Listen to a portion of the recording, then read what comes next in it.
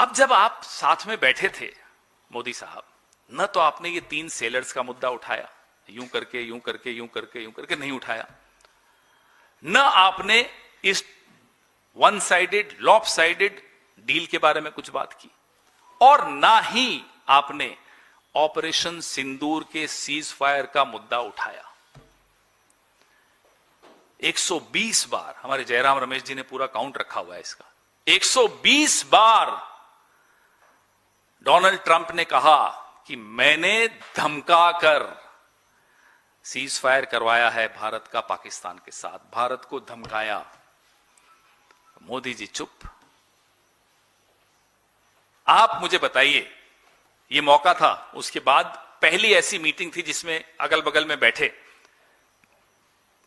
पहले तो एक बार उनको बुलावा नहीं आया मोदी जी को, तो चले गए जगन्नाथपुरी जी, वहां जाकर झूठ बोलते हैं कि साहब मुझे जगन्नाथपुरी जी आना था इसलिए मैंने ट्रंप को मना कर दिया। अरे साहब आपको बुलाया किसने था? पहली बार आप गए, साथ में बैठे, अपमानित होकर आ गए। वहीं सरेआम G7 की बैठक में डोनाल्ड ट्रंप एक बार और अपमानित करते हैं, बोले G2 आ रहा है, अब चाइना और रशिया, ये हमारे सामने हो रहा है, मोदी जी के सामने हो रहा है।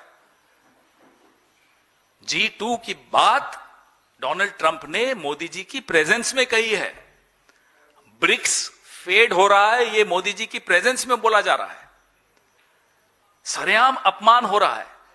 हम मोदी जी से ये कहना चाह रहे हैं कि मोदी जी, इंदिरा जी से तो आप नहीं सीखना चाहते, कोई ईगो है आपका। वो कौन सी गोली थी वो, मेलनी जी से ही सीख लेते। कल क्या किया मेलनी जी ने? सरेआम जवाब दिया। कहते हो आप लोग कि महिलाएं कमजोर होती हैं, देख लिया आपने? इंदिरा जी को देखा, हमारी सोनिया जी को देखा, हमारी प्रियंका जी को आप देख रहे हैं।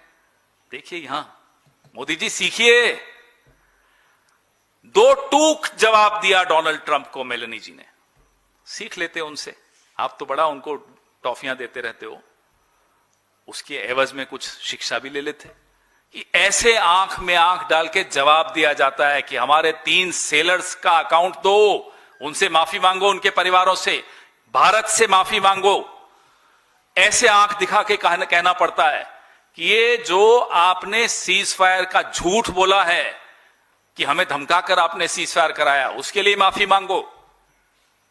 ऐसे बोला जाता है। आप अपने देश की महिलाओं से नहीं सीख सकते मोदी जी, यूरोप की महिला से सीख लीजिए जिनको आप मेलोडी देते हैं।